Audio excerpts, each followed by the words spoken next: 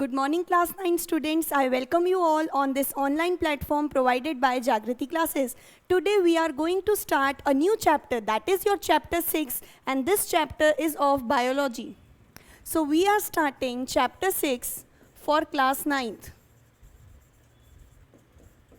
And the name of the chapter is tissues. Now, as we did in the previous chapter, the fundamental unit of life, cell, iska hi you have advanced version, that is tissues here. So what we discussed in our previous chapter, cell, that a cell is the structural and functional unit of life. It is the basis of life. And as we have discussed already the hierarchy, that how an organism is formed. So in that we have to study different kinds of tissues. So let's recap or revise which kind of hierarchy we discussed in our previous chapter. So we had that a complex structural part which is organism, and if you try to break this organism into the different subunits or different parts, that is how we get this organism. So we say that organism is a group of organ systems. You can call an organism to be a group of organ systems. That is when various organ systems work together in a coordinated and systematic manner, you call it an organism. Now further going down into the hierarchy, what is an organ system made up of? If you have a single organ system, you can say what this organ system would be made up of. For an example, the example of organ system would be your digestive system. Then any other system, if you can remember, yes, obviously we have many different kinds of organ system in any organism. If I'm talking about an animal, for example, then you will have the various kinds of system in the body of that animal, that is your digestive system, excretory system, respiratory system, then comes the reproductive system. So these would be the various kinds of systems present in the organism. Respiratory system, and we have many more systems. And now if we try to go down more in the hierarchy, then you say that this organ system is made up of organs. That is, you have a group of organs which is combinedly called an organ system. So organs, if I talk about this digestive system, then digestive system will contain what kind of organs? This digestive system would have stomach, then it would have your food pipe which is called esophagus, then it will also have gallbladder, liver, pancreas, small intestines, large intestines, appendix. These all organs would constitute digestive system, because we know that all these organs are responsible for the digestion or breakdown of complex food which you intake, and we get energy from it. That is, the complex food is converted into simple particles, and for this, that is for whole process of digestion, all these organs work in a coordinated manner, in a systematic manner.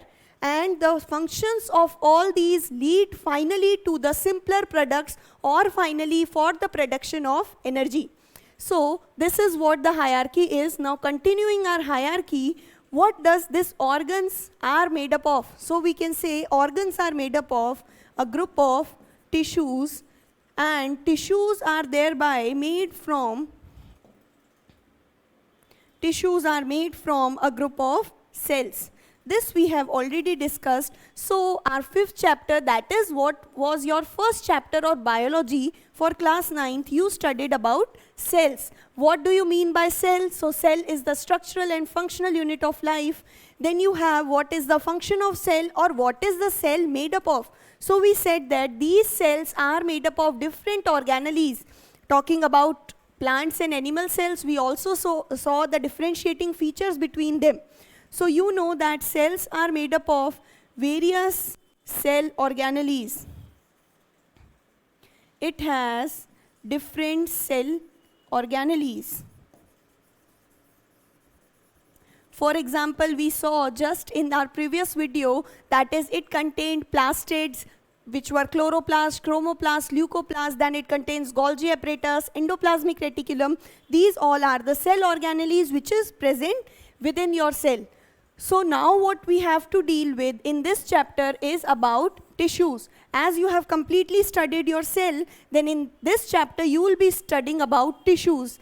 Then in your higher classes, that is in your next class also, you will be studying about the different organs and the different organs systems what you have. So now we are starting our chapter, that is tissues. So firstly, you should know what do you mean by the term tissue. That is itself the name of the chapter. So tissues are a group of cells. Just not a group of cells can be referred to as a tissue, but tissue, it is a group of cells. Okay, if you write this definition, this would be incomplete. You cannot say any group of cells to be a tissue. The next requirement for being a tissue is the group of cells which are structurally similar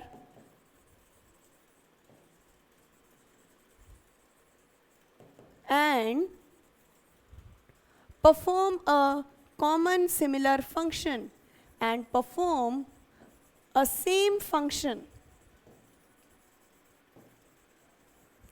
So this is the complete definition of the word tissue here. Tissue is a group of cells, that is different cells combined together to form the tissue, and these should resemble to each other in their structure, which implies that they are structurally similar. And the next important requirement for this group of cells to behave as tissues is they perform the same functions. That is, tissues help to perform similar functions. They work these cells work in a coordinated and systematic way to perform the same given functions. So this is your definition of tissues. That is, what do you understand by the term tissues? So after this, what you have next is, you have to study in this chapter different types of tissues. So we say, if I divide tissue on the basis of location, if likewise I divided your cells on the basis of location, that the cells which are present in plants are called plant cells, the cells present in animals are referred as animal cells. Similarly, if we see a differentiation, that is, tissues may be classified into two kinds, presence on or on the basis of their location. So you have plant tissues and you have animal tissues with you. We know plant tissues, the tissues present in plants, and these are the tissues which are present in animals. So some difference are there, some basic difference, okay? These differences may not be applicable everywhere. That is, not all plant tissue will be similar and will have all the differentiating features which I'll tell. But we can generally say that compared to these animal tissues, the plant tissues are comparatively simpler. So plant tissues are comparatively simpler as compared to the animal tissues, or you can write the animal tissues are complex in nature. Simpler means because comparing the complexity, that is the structural organization of plant and animals, you have more complex functions and structures included in your organism, which is animals. So we can say that the tissues also would be comparatively simpler which are present in plants compared to these animal tissues. The next you have is plant tissues may be less in number, okay? Comparatively we can say this, I am again repeating, this I am telling you a general introduction or a general differentiation. This may not apply to every plant. That is, if you say that I am taking an example of unicellular organism, ma'am, and next I am taking a very complex or a higher plant, that is, if you are taking angiosperms, then you would ask that this unicellular organism is an animal and this angiosperm is a plant, that is a higher plant or a well-developed plant. So as you said, the animal tissues are always complex and plant tissues have simpler nature. But comparing this, that is, this belongs to your animal category and this belongs to your plant category. So you would say that angiosperms, or you can take any flowering plant, okay? Flowering plants are called angiosperms. For now, because your diversity chapter is being deleted, so you might not be studying this chapter, but you can take any flowering plant you have as the category of plant, and any unicellular organism like amoeba for your animal category. And then you may ask, because you said that animal tissues are complex, but if we observe here, we do not have any tissues in unicellular organism, okay? And if you are taking any other simpler multicellular organism which has a tissue level organization, then you would say that the tissues of animal category would be simpler compared to plants. So this is what I want to tell you, that here the differentiating features or the points of differences which I am telling, these are only for general discussion purpose. These will not be applicable everywhere, okay? So then we can say that the next general point of differentiation, if you take your plant and animal of the same category, that is, if you consider a higher plant, that is advanced plant, and an advanced animal, then if you compare them, you may find that the plant tissues are simpler, whereas the animal tissues are more complex. Then you have, they are less in number compared to animal tissues, which are generally more in number. So this would be some differentiating points between plant tissues and animal tissues. So what is important here is that you should understand or learn the definition of tissues. Tissues are a group of cells which are structurally similar, that is, all the cells present in a tissue. If you consider that this is your tissue, then you say that all the cells present in your tissues, you have many cells in your tissues, all of them are roughly spherical or circular in shape. So you may refer that they resemble to each other in their structure, and then they perform a same function. The function of all the cells present in this tissue should be similar. So this is what you have tissues. Now we'll make a flow chart, that is different types of tissues which you have to study. So you can classify the tissues into two kinds. That is, the first tissue, the first category would be your meristematic tissues. And the next one would be your permanent tissues. So you have two kinds of tissues with you, meristematic and permanent. And in this class, we'll study in detail about these meristematic tissues. So meristematic tissues, what do you mean by this term? The tissues which have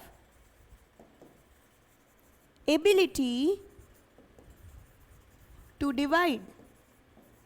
So meristematic tissues are those tissues which have the ability to divide. That is, the cells present in meristematic tissues can divide and give rise to new cells. So these meristematic tissues are generally called the growing tissues, dividing tissues.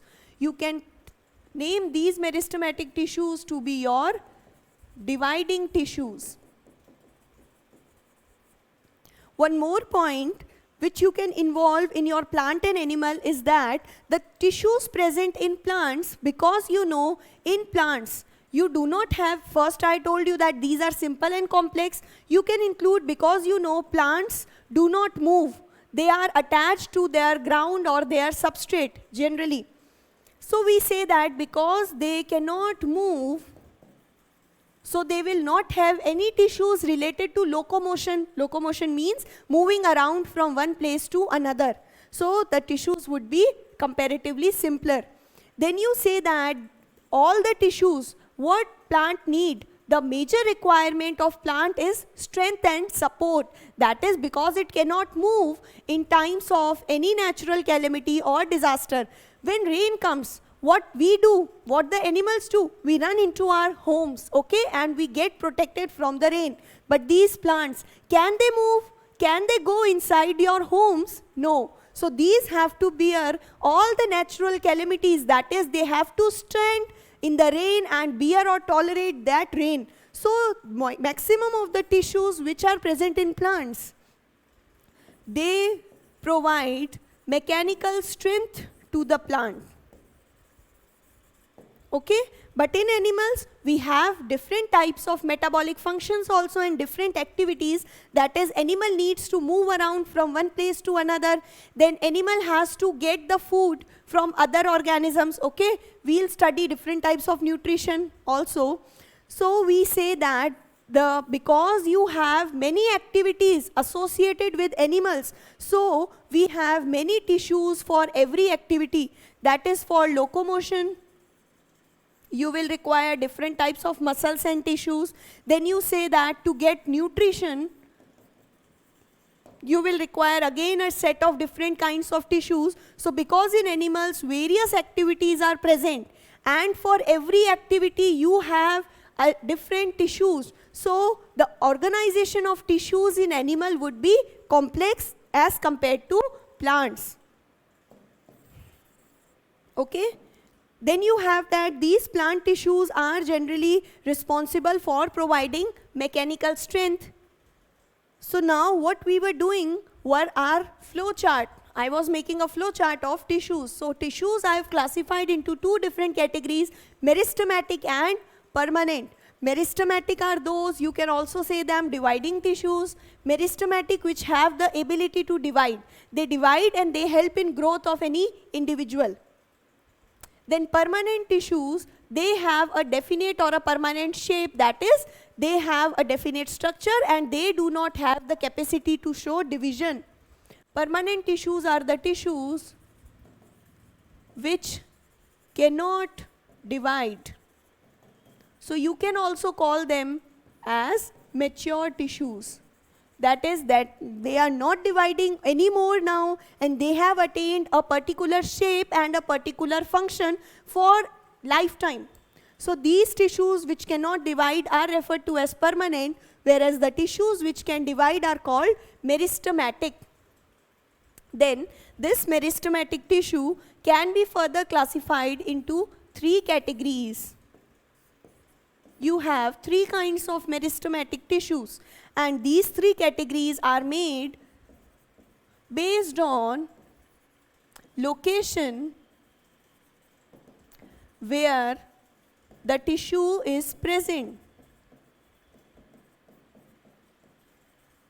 So these categories are made, which is the basis is location here. So first meristematic tissue is named as apical meristematic tissue. Then you have apical meristematic tissue. Then you have intercalary meristem. Intercalary meristem. You can either write meristematic tissue or you can write the term meristem. And then the last one is your lateral meristematic tissue or lateral meristem.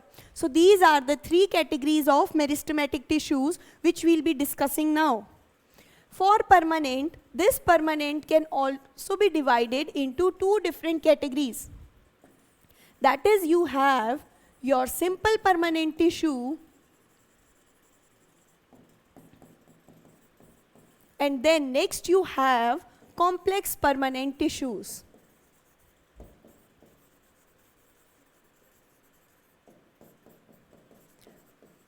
Then again I'll tell you why these are called simple and complex, but now I am completing my flow chart. That is, these simple permanent tissues are categorized in three categories. The first one is parenchyma,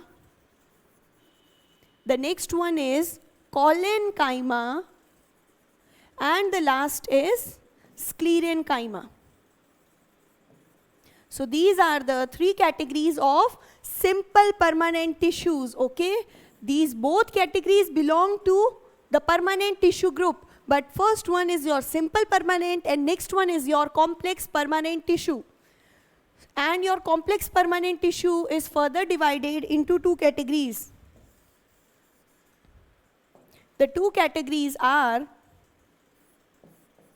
first one is your xylem and the next comes your phloem. So these are the two categories, and this flow chart completes all the basic of your chapter. Okay, these tissues which we are classifying, these all are your plant tissues. We are dealing with plant tissues. You have your chapter tissues, which is divided into two categories. In the first half of the chapter, we'll study about these plant tissues, and in the next half, we'll study about animal tissues. And in the previous introduction, I already told you the difference between a plant and an animal tissue. This was different types of tissues present in plants and animals. You can involve one more differentiating feature here, that is plant tissues, because you know the regions of growth of plants are limited. That is, plant does not grow as a whole like the animal grows. Talking about much complex organism or animal, which is humans. You know that compared to a baby, if you compared an adult with a human baby, what you see? The growth occurs of the full body. That is, our height is increasing, our width is increasing. Similarly, everything is increasing. That is, the fingers, the size and length of fingers is increasing, your hand length is increasing, your toes and foot and your legs are continuously increasing in length. So we say that in animals, we observe overall growth. That is, growth occurs in whole organs and internally and externally also. So we have a overall growth, that is, growth is overall in the body. Whereas in plants, the growth only occurs at limited regions, okay? So the growth is limited. And we can also say here that in animals, the growth is continuous. While in plants, after a certain period of time, the growth stops. So this again, we have the differentiating, okay, we say that in animals, after a certain time, your growth would stop. But in plants, new leaves would continuously keep on arising and arising. So these are the differentiating. First, we classified tissues as plant and animal tissues, and we saw some general characteristic features of these plant and animal tissues. In the next slide, I classified these plant tissues into their following categories. First, you have your meristematic tissues, which is also called dividing tissues. These tissues which have the ability to divide. And further, based on the location where the tissue is present, you have three kinds of meristem, that is apical, intercalary and lateral.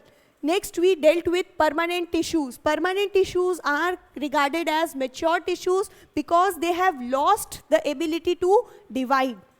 Then you have two kinds of categories in permanent also, simple permanent and complex permanent. Simple permanent tissue, why? Like meristematic means which have the ability to divide. Permanent means which cannot divide or which have lost their ability of division. Then you had simple and complex. What do you mean by simple? Are they referred to as simple because they are simpler to study?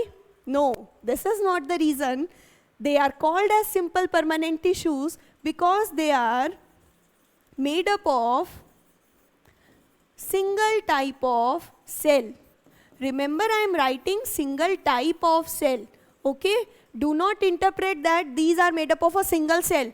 No, because a single cell is never called a tissue. Tissue means, the word tissue means what? You have many cells. That is a group of cells. So I have written they are made up of a single type of cell. This means, for example, if when we'll study parenchyma, you will get to know that this parenchyma is made up of roughly spherical cells.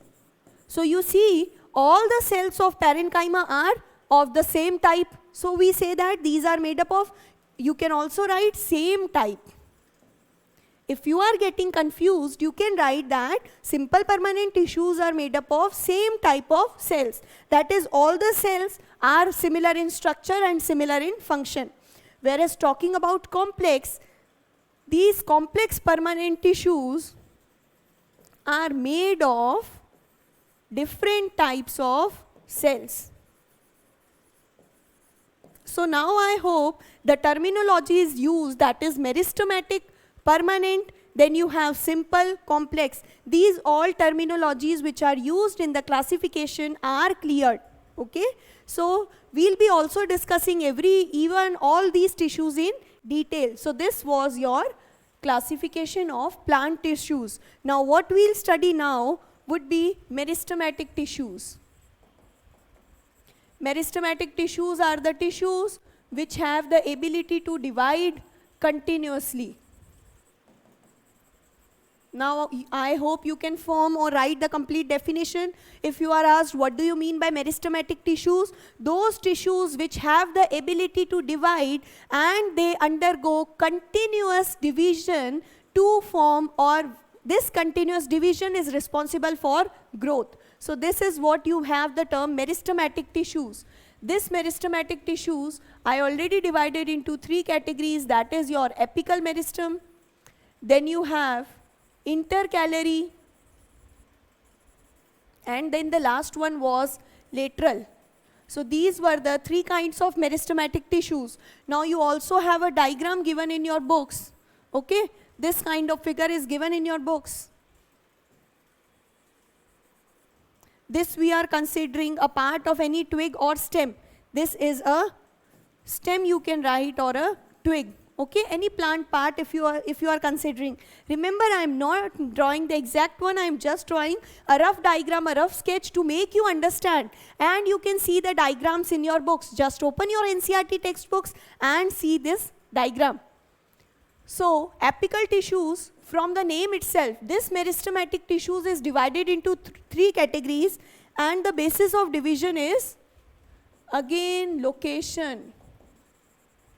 So these tissues are named differently on the basis of location where they are present. So the first tissue, that is apical tissue, it is present at apex. Okay? Or you can say apical means these are present at the apex. Apex means tips. So these tissues, you can say these tissues are present at root tips and your shoot tips, that is your stem tips. Shoot here means stem. So from the name itself you can remember that apical tissues are present at the apex. Apex means tips. So at the tip of stem and at the tip of root you will have apical meristematic tissues.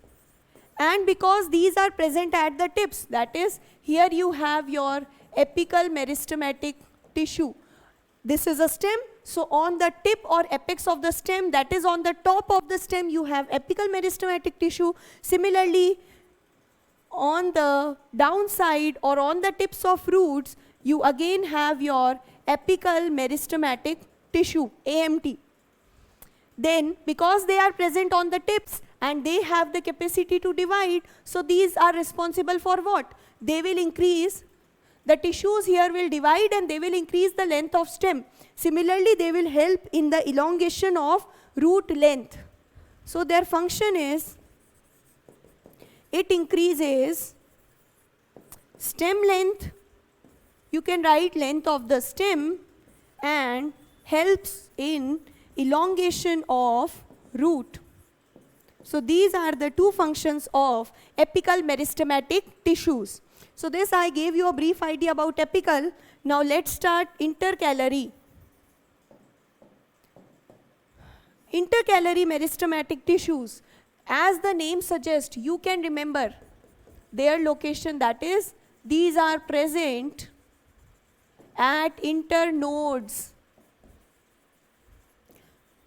And, or you can say, these are present at internodes, or you can say at the base of leaves. That is, what do you mean by the term internodes?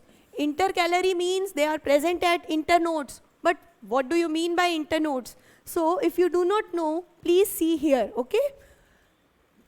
You know that in a plant, leaves arise from a particular point.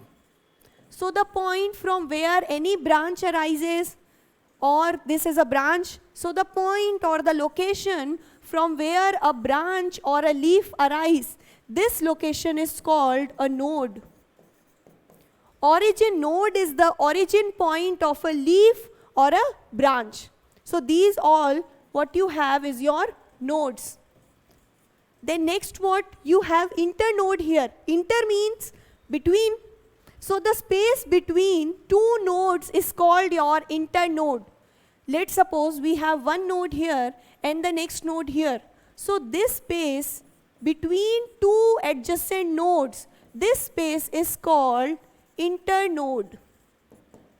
And hence these intercalary tissues are present in internodes. I hope this is clear. And so we have written they are also present at the base of leaf, because you know the point from where your leaf would arise would be node. So at the base of leaf, this is leaf base, okay? Here also they would be present. So intercalary tissues are present at internodes and at the base of leaves. And what is their function? Can you guess it? Okay, read it down its function from the book and do let me know. What is the function of intercalary tissues? Then you have lateral meristematic tissues. Lateral, in a general English sense, this word lateral means what? Present at the sides.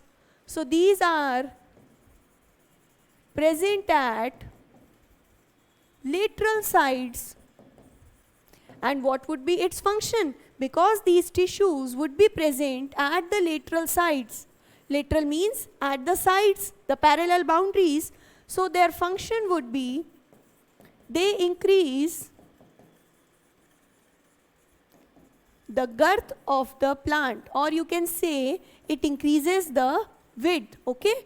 It continuously divides, that is the cells present here divide continuously and form new cells, and as a result the width of the plant increases. So they increase the girth or the width of your plant. So this is an account of meristematic tissues which you have with you. Meristematic tissues are those tissues which have the ability to divide continuously. Then based on location, you have 3 different kinds, and then you can learn their functions. Okay, this is what all, and then you can make a diagram, a neat sketch of this meristematic tissues. Then you will know, you will get full marks for this question. So this is what you have, meristematic tissues. Now next tissues were permanent.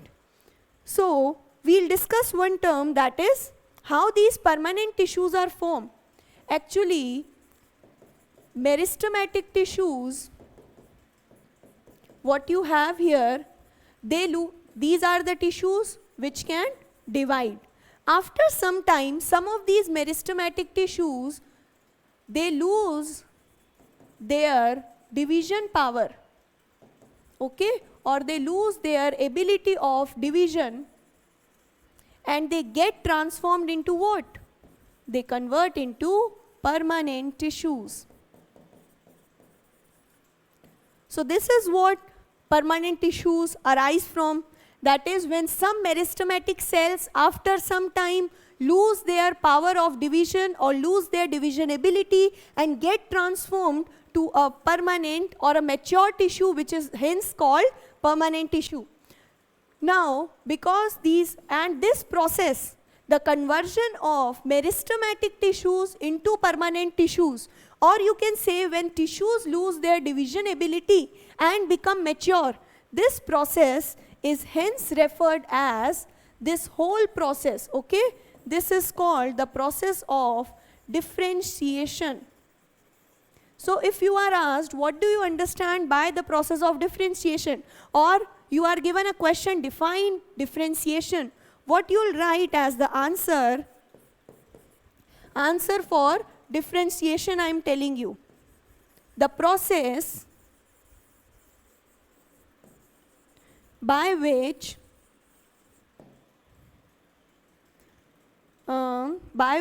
dividing tissues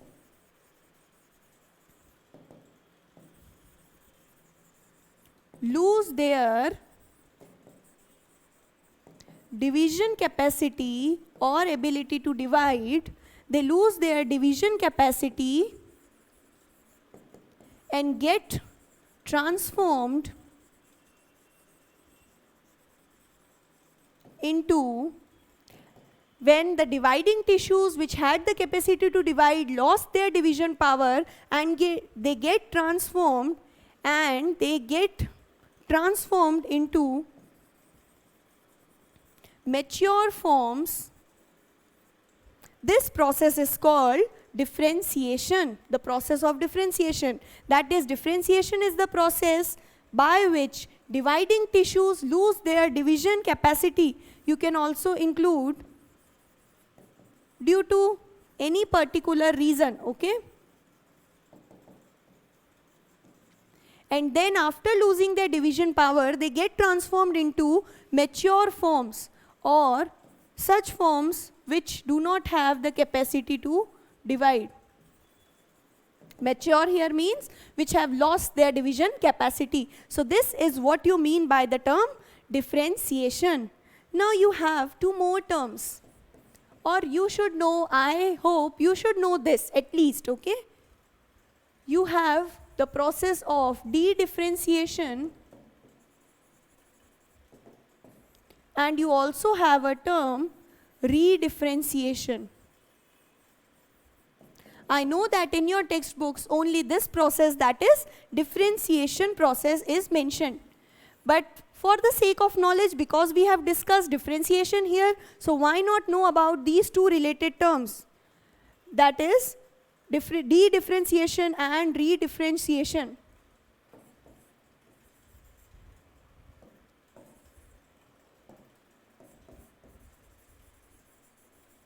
De-differentiation,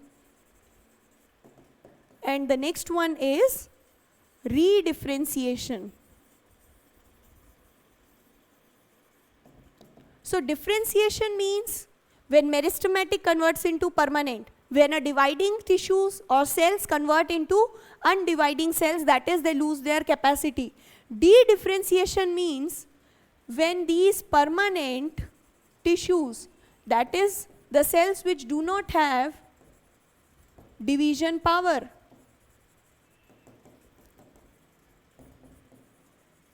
when the permanent tissues again convert into your meristematic tissues, this process is called de-differentiation. Okay?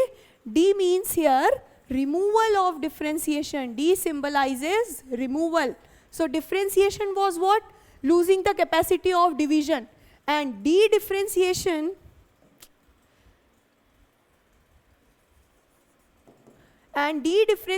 is what? Removal of this differentiation, that is conversion of non-dividing again to your dividing tissues. And re-differentiation means repeat. Okay, so re-differentiation means first differentiation will occur in particular condition, after differentiation, de-differentiation may occur. And if de-differentiation may occur, then following this you can have one more process, that is re-differentiation. Re-differentiation means again these meristematic tissues, that is your dividing tissues, would be converted back to your permanent tissues. So you can say we have three processes. If you have your dividing tissue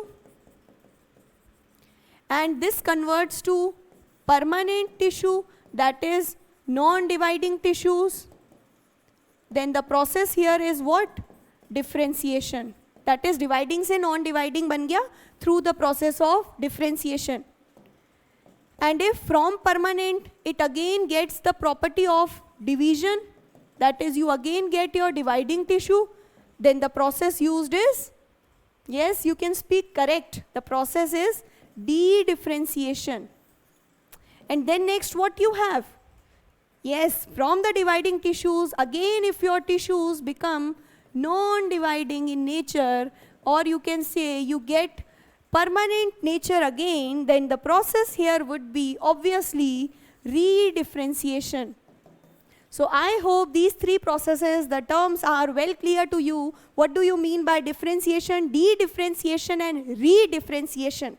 So this we have discussed a major portion or a minor portion, that is minor portion of plant tissues, that was meristematic tissues. Now in the next class we'll be starting our complex tissues, so permanent tissues, and then we'll see simple permanent and complex permanent. So till then, if you have any sort of doubt, please contact us anytime. Feel free to ask me, okay? Thank you for joining the class today. Hope to see you soon later. Thank you.